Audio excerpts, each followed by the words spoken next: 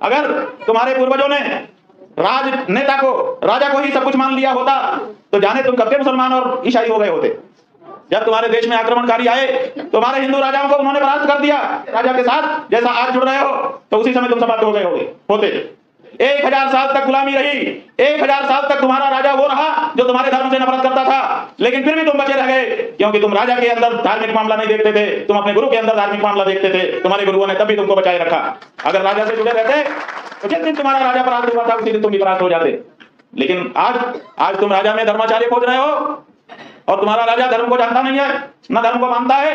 कहता है pink revolution, मेरा तो कलेजा जलता है, तुम्हारा जलता है कि नहीं पता नहीं। और फिर जब तुम्हारा वोट लेके गद्दी पे आ जाता है तो सबसे पहला काम करता है कि कत्ल खानों को आधुनिक बनाया जाए, उसके लिए जर्मन से मशीनें मंगाई जाए, उसके लिए लो कितना पैसा चाहिए, और उसके बाद पूरे विश्व में दूसरे नंबर का देश बना देता है आपके भारत को मांस बिक्री में, गाय का मांस बेच करके। हम सन्यासी हैं, पॉलिटिकल बयान नहीं देना चाहिए, बिल्कुल सही, एकदम सही है। हम इस सिद्धांत के हैं, लेकिन पॉलिटिकल वाले को भी तो धर्म के मामले में नहीं करना चाहिए, आगे बढ़ना चाहिए। मोदी जी अगर मंदिर में आके धर्म स्थापना करने लगे तो आप लोग उसको एकदम लाइव दिखाओ, और अगर शंकराचार्य मंदिर के बारे में, धर्म के बारे में कुछ बोल दे तो आप कहो कि सन्यासी को नहीं करना चाहिए। राजनीतिज्ञ लोग धर्म में हस्तक्षेप बंद करें, हम गारंटी दे रहे हैं कि हम राजनीति में बोलना बंद कर देंगे, लेकिन आप हमारे धर्म में निरंतर हस्तक्षेप करते चले जा रहे हो और हम धर्म के बारे में ना बोले। अच्छा, जो राजनीतिज्ञ हैं, क्या उनके जीवन में अगर जो धर्म है उसका पालन उनको नहीं करना चाहिए? क्या हमको एक धर्माचार्य के रूप में किसी को सच्चा हिंदू तो नहीं बताना चाहिए?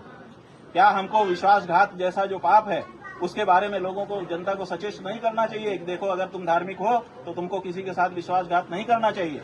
ये बात हमको नहीं कहनी चाहिए। हमने कोई राजनीति की बात नहीं कही, हमने धर्म की बात कही है। क्यों? क्योंकि केवल हम हिंदू हैं कह देने से नहीं होगा। जब हम धर्म के मर्म को जानेंगे और उसको अपने जीवन में अपनाएंगे तभी हम हिंदू होंगे। तो धार्मिकता अपने सच्चे स्वरूप में लोगों के जीवन में प्रतिष्ठित हो, उसकी व्याख्या समय समय पर अगर धर्माचार्य नहीं करेगा तो धर्माचार्य अपना कार्य नहीं कर रहा है, ये माना जाएगा। इसलिए जहाँ जैसा मौका होता है वहाँ हम धर्म की व्याख्या करते हैं। हमारा राजनीति से कोई लेना देना नहीं है, लेकिन राजनीतिज्ञ को भी अपने जीवन में धर्म का पालन करना चाहिए, विश्वासघात जैसा कार्य नहीं करना चाहिए।